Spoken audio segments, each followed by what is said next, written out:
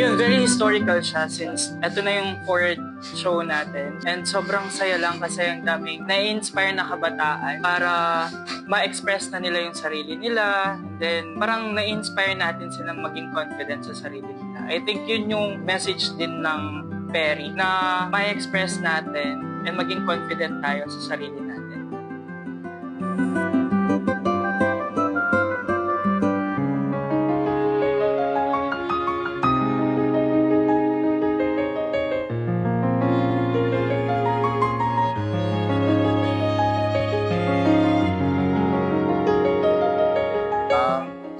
Shock pa rin ako kasi dati pangarap ko lang na sumali sa arte pero ngayon kasama na ako sa mga nag-acting sa stage and sobrang saya kasi pangarap ko lang to dati ngayon, sali na ako.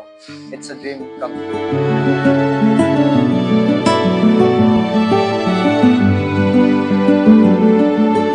Grateful kasi noong una naninibago pa ako kasi it's a big jump from sports to theater.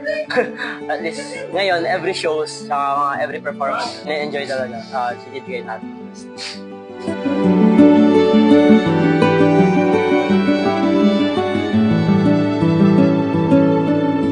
Struggles, be a part of that.